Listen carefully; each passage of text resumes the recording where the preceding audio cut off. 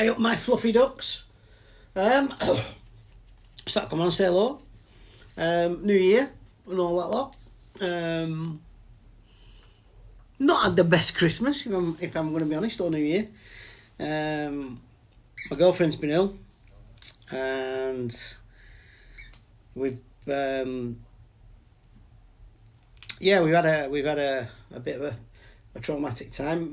One of my best mates has been ill as well. He's not been too good. I drink too much, so I'm on the water. This is water. Honestly, it is water. So I'm just gonna stay off the booze for a little bit. But in other news, what's going on? I've been for quite a while now. I came back from Thailand. I can't remember when it was last year, and I weighed probably as much as I've weighed in a long while, about 13.5 stone. And I just thought I'm gonna. I can't diet. There's no way I can do a diet. It's just fucking nonsense. So I just thought I'll do a lifestyle change. I'll do a bit of a lifestyle change. And I came across Eddie Abu, who he's basically a carnivore diet. And his diet was steak and eggs, which is an old bodybuilding diet. A guy called Vince Girondo actually invented the diet in the 1940s, 50s.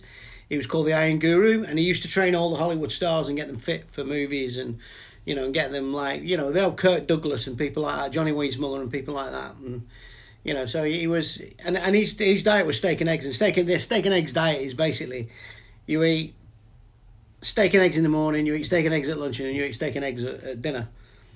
You do that for 6 days a week. You get one cheat day where you can eat whatever you want.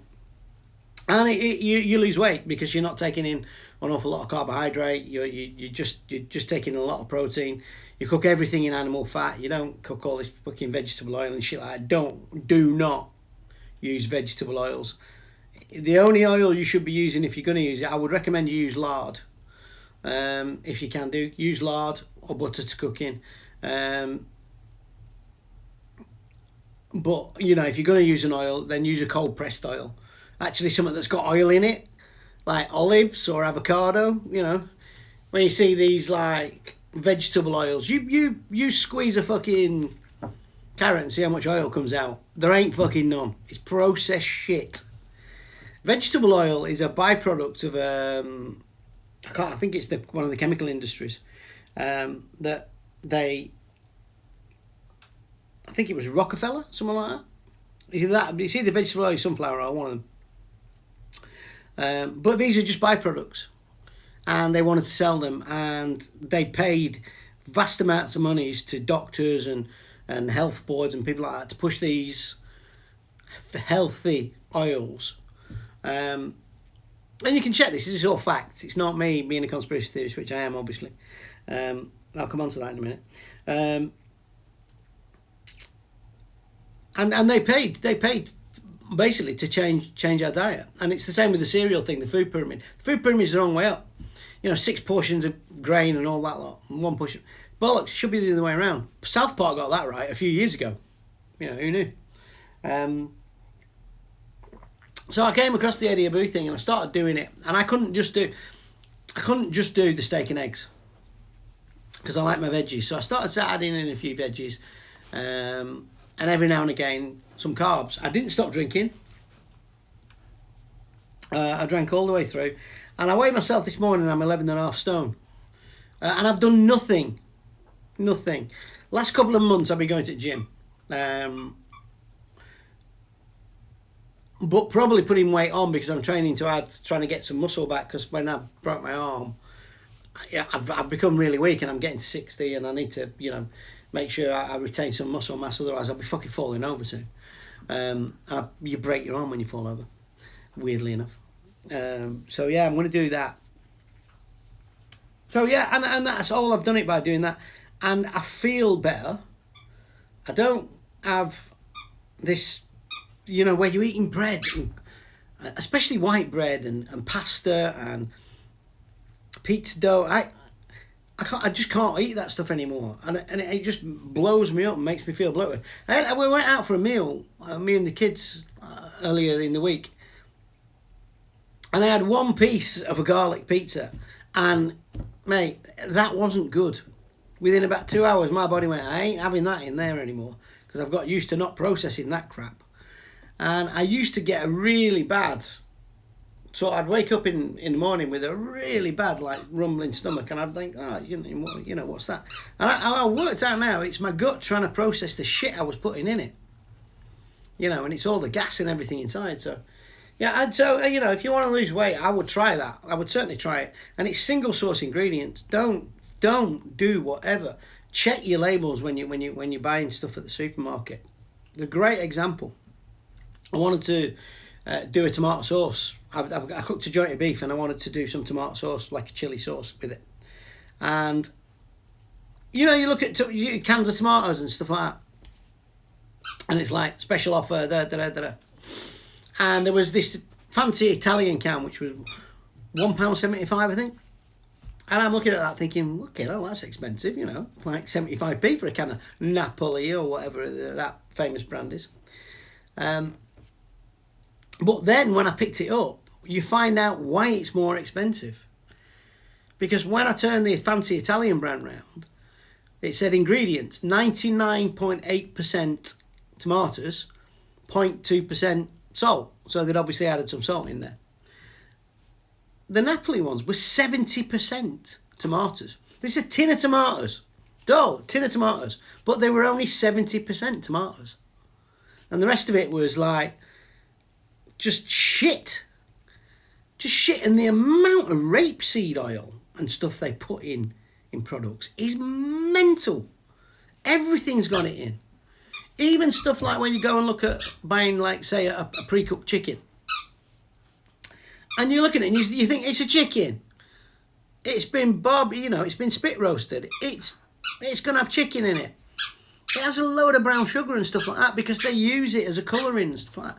You've just got to be careful. And if you can just go to your butchers and get some meat and go and get some vegetables and cook them yourself, and you're not actually on a diet. I eat more now than I probably did do when I was worried about my weight. Because, you know, I was like, oh shit, you know, I want to go out and drink, so I'll only have, you know, I was eating one meal a day and it wasn't a great meal. And anyway, it's worked for me. It might not work for you, but it has worked for me. And there's a lot in it. Honestly, there is, you know. Don't listen to all this shit about cereal in the morning and all that crap. It's bollocks. One of the big things that's helped me as well. I don't eat anything now until at least 1 o'clock in the afternoon. Don't all this old breakfast, meal of champions, eat your breakfast, eat your cereal. Yeah, eat all that sugary shit that we're asking you to eat. Fucking hell.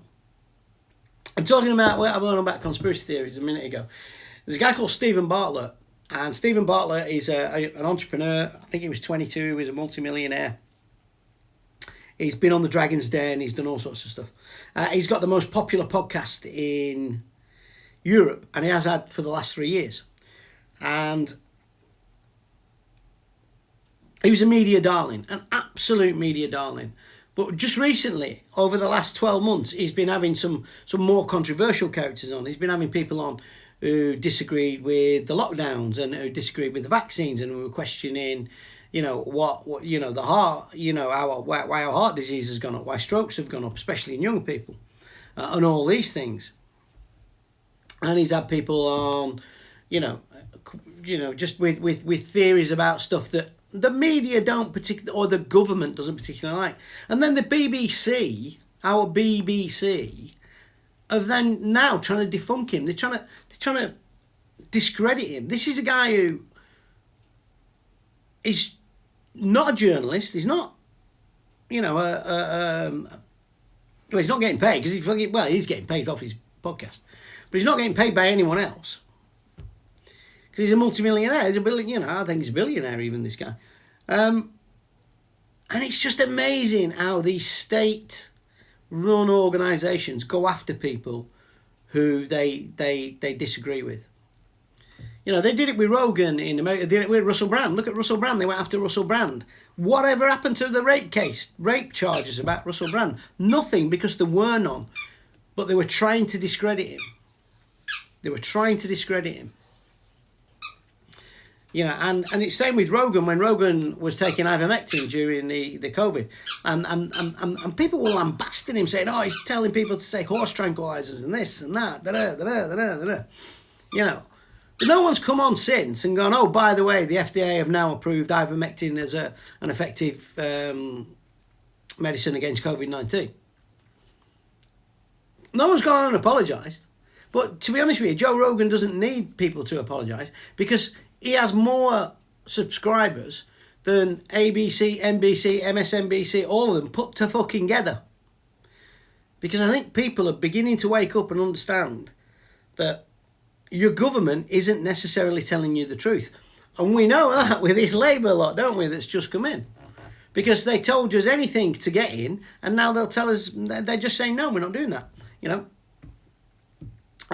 Winter funeral allowance, the ladies from who missed out on their pensions, you know, all these were promised, and then just broken with an excuse. And when you ask Keir Starmer or you ask any of his representatives to explain why, they just come out with the same old bullshit, the same old crap, the same old bollocks. The fucking green energy thing, that nonsense prick Miliband is going to drive us all into fucking poverty. To be honest with you, you know, we're going to be in poverty because, you know, this is the stupid thing is, we've got people who have no jobs. We've got a lot of people without jobs, need jobs. So they are now investing millions and billions and billions of pounds in all this wind turbine stuff, all this fucking solar stuff, all this. Where's that made? It's made in China and it's made in India. That's where it's made. It's made with fossil fuels, because they're all on coal-fired power stations and all that shit. It's made by digging fucking rare fucking elements out of the ground in one of the most fucking abhorrent ways possible for the planet. And it's then shipped in big diesel ships back over to us, where we plant them in fucking concrete bases filled full of copper wire and say we're doing it for the fucking planet because it's green. And our guys who should be making that stuff, if we're going to do it, let's let our guys make it. Make it in the UK. It's fucking madness, and people swallow it. They swallow it all the time. They're making millions and millions of pounds out of this, these people, and they do not give a fuck, because it ain't going to be them who's in winter fuel poverty, and it ain't going to. They're the elite ones. They're not going to be. They don't give a shit. They've all got houses in fucking Marbella or fucking on the coast in fucking wherever it is, California or whatever, you know. Absolutely fucking mental. It's mental. This water's alright, you know. It's good stuff. That's basically all I wanted to say, really. Yeah. It's not good at the moment. No, you know. Yeah. We'll see you another time.